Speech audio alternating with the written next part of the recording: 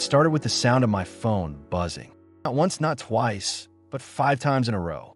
6:02 a.m. Monday.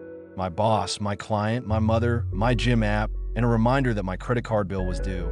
I stared at the glowing screen and felt the familiar surge, that tightness in my chest that had become my morning ritual. My heart wasn't beating, it was hammering. I was 32, a project manager at a digital marketing firm, and the company was on the verge of landing its biggest client yet. I should have been excited. Instead, I was terrified. Every meeting felt like a performance. Every email was a potential landmine. Every urgent Slack message was another spark to the anxiety fire burning behind my ribs. I dragged myself out of bed, skipped breakfast again, and stared into the bathroom mirror. The guy looking back at me didn't resemble the confident, driven professional I once was. His eyes were bloodshot, his skin pale, and a faint tremor danced through his fingers as he reached for the toothbrush. By 8 a.m., I was already in traffic, gripping the steering wheel so tightly my knuckles turned white. The radio hosts were laughing about weekend plans. I wanted to throw the radio out the window. I was 3 days late on a deliverable, my team was behind schedule, and the client presentation was in 6 hours. I walked into the office, and the fluorescent lights hit me like a slap. My coworker Jenna gave me a sympathetic smile. "Rough morning?" she asked. "Just another Monday." I forced a grin, but she noticed. Everyone did.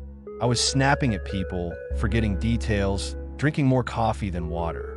At 9:30, I downed my third espresso. My heart rate hit 110. I joked about it. Caffeine is my personality now. But deep down, something felt wrong. By noon, my head was pounding. My eyes darted between tabs, spreadsheets, client emails, Slack messages, half-written notes. It was like juggling knives. I heard someone call my name. "Ethan." It was Mark, my boss. "We need to talk about the pitch deck. The client wants new data by 3. I nodded, already drowning. "Got it. I'll make it work." He clapped my shoulder. "You always do. Always." That word echoed like a curse. Always the one who stayed late. Always the one who handled it. Always the one whose shoulders carried the weight no one saw.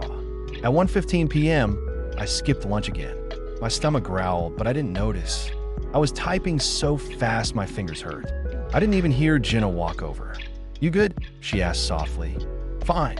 "Ethan, your hands are shaking." I said I'm fine. Her face fell, and guilt flashed through me. But I didn't have time for guilt. I had a deck to finish, a client to impress, a career to save. By 2:30, my vision blurred. The words on the screen swam. My head throbbed with every heartbeat. I rubbed my temples, forcing focus. The presentation started at 3. I stood, buttoned my jacket, and walked into the meeting room, every step heavy as if I were walking through water. The first 10 minutes went well enough. My voice was steady. I clicked through slides, answering questions like a machine. But halfway through a sentence, the world tilted. My breath caught. My chest clenched like a vice. "Ethan," Mark's voice blurred. "You okay?" The walls were closing in. My heart was sprinting faster, faster. I couldn't breathe. I dropped the clicker. My vision tunneled. Someone shouted my name again, distant like underwater. Then blackness. When I woke up, I was in a hospital bed. White sheets. A heart monitor beeping steadily beside me. A nurse entered with a kind smile. "Welcome back, Mr. Hale. You had a panic attack, a severe one. You fainted from hyperventilation." My throat was dry. "Panic attack." "Yes. Your stress levels triggered your body's fight or flight response. Your system essentially thought you were in danger." Danger? I wanted to laugh. I hadn't been in danger. I'd been at work. But maybe that was the point. Mark came by later that evening, his face pale with concern. "Man, you scared everyone. You've been pushing too hard." "I'm fine now." I lied automatically. He shook his head. "No, you're not. You need time off. Take the week. The project can wait." I wanted to argue, to say that work was everything, that without it, who was I? But the truth was sitting right there, humming beside me on the heart monitor. Beep, beep, reminding me that I was still alive, barely. The next morning, I sat in my apartment, the blinds half drawn. For the first time in months, my laptop was shut. I made coffee, decaf, and stared at the steam rising from the mug. My hands weren't shaking anymore. I thought about all the small warnings I'd ignored. The skipped meals, the sleepless nights, the constant racing thoughts. I thought I was being strong. Turns out I was breaking.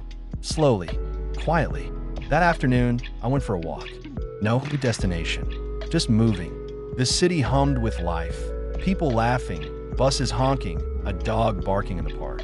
It was the same city I'd walked through 1,000 times, but for the first time in years, I actually saw it. 2 weeks later, I started therapy. My therapist, Dr. Lynn, didn't lecture me. She listened, and then she said something that stuck with me. Ethan, your body isn't your enemy. It's been trying to protect you.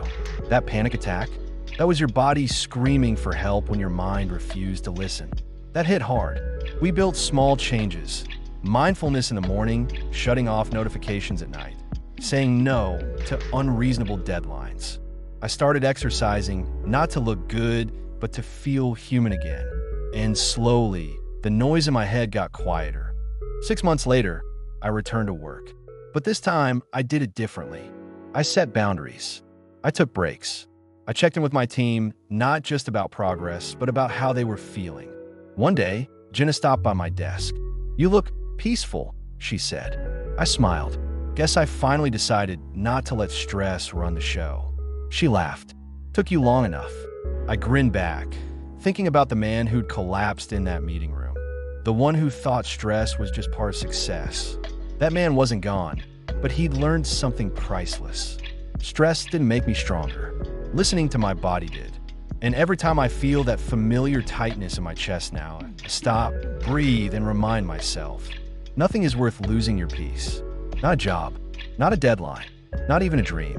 Because the day stress nearly broke me was also the day I finally learned how to live.